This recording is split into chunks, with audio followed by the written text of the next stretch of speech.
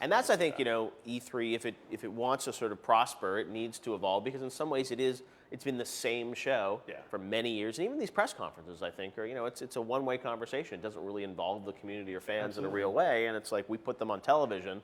They're shows now. They're not press conferences anymore. Yeah. Well, and also live streaming, the sort of function of being able to actually live stream, is really only 4 or 5 years old, right? So we've only seen 3 press conferences where you could literally, or 3 years where you could sit at your computer and watch every single press conference.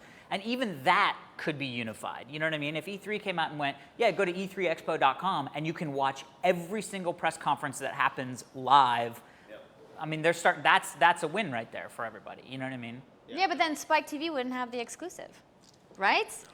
We're happy to give it to all the people. Well, I mean, there's an opportunity, and we do, you'll see our stage here at LA Live tomorrow, where it's like people will, we bring the people by for demos and conversation and lots around it. So even if consumers can watch a live stream or participate in the show, there's still an opportunity to sort of bring it to the people that can't be here and the people that want to watch it virtually. And I think that's what's, to me, the most interesting part about E3 is not the press conferences or watching the streams of the press conferences, is seeing the developers go through these individual demos of their games and walking people through them and saying, like, this is an up-close look and detailed look, which they can't do at the press conferences because of time, and them trying to get so many things in like an hour or whatever. 45-minute demos or whatever. Yeah, right. I mean, it's amazing sometimes how much we get to see of these games, and this year will be interesting because it's a transition year. So, Xbox One, we didn't really see any live code at the press conference a few weeks ago. Are we really going to have like hands-on playable Xbox One games at these booths? Are they going to be running on development kits or PCs? Same thing with PS4. It's like, what's going to be real at the show this year? Or, a game like Battlefield 4, which looked incredible at their press conference back in March. That was a super high-end PC. Is that what people are going to be playing at the show? Is it going to be playable? Are we going to see what the 360 version of that game looks like? Who knows? I mean, a lot of open questions and a lot of smoke and mirrors in a transition year. But also, there's not a lot of publishers that can do what like a Blizzard Activision does, where they go, yeah, we're not even going to come because we're going to throw our own convention. You know what I mean? And Call of Duty's kind of getting into that with the sort of Call of Duty Elite or whatever it was called. XP a couple years ago. Yeah. Like, and I love that. That's great. And for those major, publishers, that's awesome. That's an ability. But I don't know if we're going to see a time where, some smaller publisher, like even a Naughty Dog, you know what I mean, or Remedy, or any of these people, like, it's going to be so hard for them to step forward and drop the major cash to do their own event. And I think that's what E3 is for. But let me drop the other side of that, which is that just getting a booth on the floor at E3 is a monumental investment. But if we virtualize this thing, virtualizing the thing makes it to where smaller publishers can make a great presentation, because I can do those sort of things in a virtual world way more cost. Well, and the cost of those booths, I mean, people spend millions of dollars. What did the making those booths. it was like 20, it was a ridiculous number of millions. I mean, they spend millions of dollars on those booths, which,